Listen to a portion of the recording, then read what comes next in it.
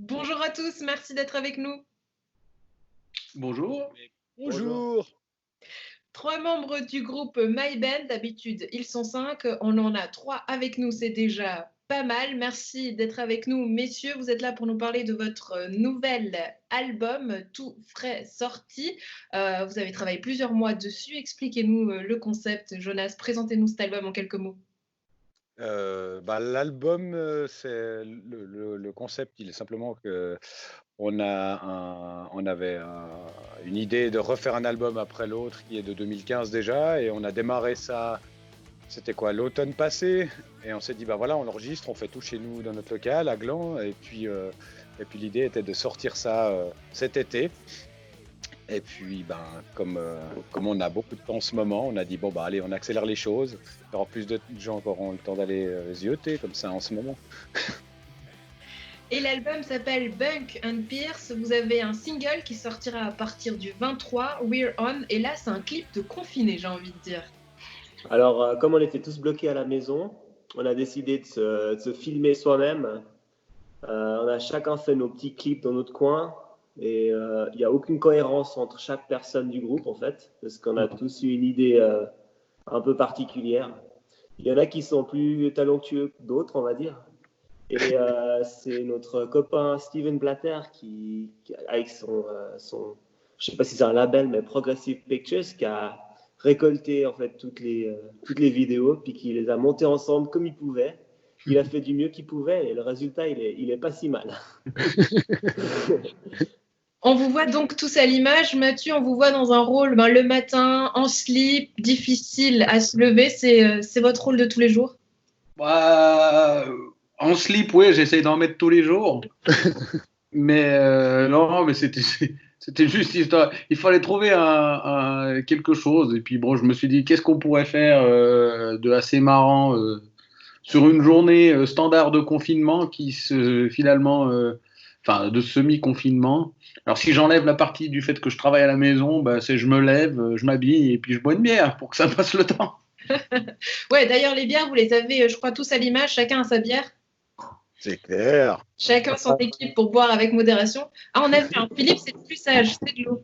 Oui, c'est un sportif, lui. C'est le sportif du groupe.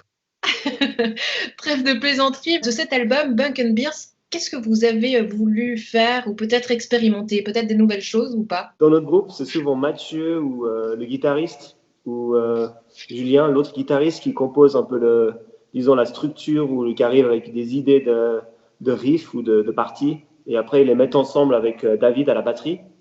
Et puis finalement, la basse et le chant, c'est ce qui vient un peu en dernier, un peu habiller la chanson. Donc, après, je crois qu'on n'a jamais vraiment eu de stratégie ou de vision. C'est juste que des fois, peut-être qu'il y a des chansons peut-être un tout petit peu plus calmes, là. Il y a quand même aussi quelques chansons rapides avec toute l'énergie qu'on avait peut-être dans le CD d'avant. Mais finalement, les choses, elles se font comme elles se font, quoi, j'ai l'impression. Puis l'idée, c'est de toujours faire, de composer des choses qui matchent avec notre envie du moment.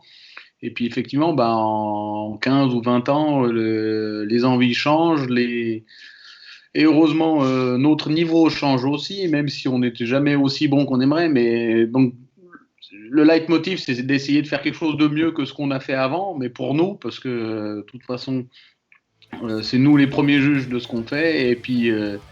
Et c'est vrai que pour nous, cet album-là, le résultat, on le trouve plus mature, plus réfléchi.